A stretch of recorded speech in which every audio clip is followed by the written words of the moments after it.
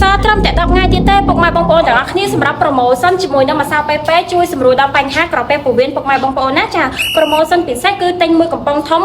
$18ថែមជូនជាមួយនឹងកំប៉ុងតូច2ដណ្ដប់ជូនទៅពុកម៉ែបងប្អូនទាំងអស់គ្នាព្រាមតែម្ដងហើយពុកម៉ែបងប្អូនដែលជាអតិថិជនចាស់គឺដឹងហើយអត់ដែរមានប្រូម៉ូសិននេះពីមុនមកទេអញ្ចឹងរួចរាល់ឡើងពុកម៉ែបងប្អូនទាំងអស់គ្នាព្រោះប្រូម៉ូសិនគឺមានចំនួនកណ្ដាប់សម្រាប់ពុកម៉ែបងប្អូនអំពុំកំពុងមានបញ្ហារលាកភើជូរចុកឆ្អល់បញ្ហាមេរោគក្នុងក្រពះពោះវៀនបញ្ហាឬដងបាតពិបាកនៃការបត់ជើងពុកម៉ែបងប្អូនណាអាចមកជ្រើសរើសប្រើជាមួយនឹងផលិតផលកូនខ្មែរយើងបានជាម្សៅពេទ្យសញ្ញាក្រូចឆ្មាគឺជួយសម្រួលដល់បញ្ហាក្រពះពោះវៀនបាន100%តែម្ដងអញ្ចឹងសម្រាប់ពុកម៉ែបងប្អូនអំពុំមានចាំមិនទាន់មានទំនុកចិត្តគឺអាចទៅស្ដាប់ feedback ឥឡូវនេះបានតែម្ដងងុយឲ្យឆ្ងាញ់ទៀត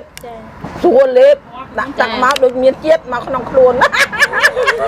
ចំបហើឆ្ងាញ់ចាដាក់ទៅដឹងតែមានជាតិឆ្ងាញ់ហ្មងជាហ្នឹងហ្មងចាអានអបប៉ាត់ចាគឺជាក់ថាជា100%បាទសូមបងប្អូន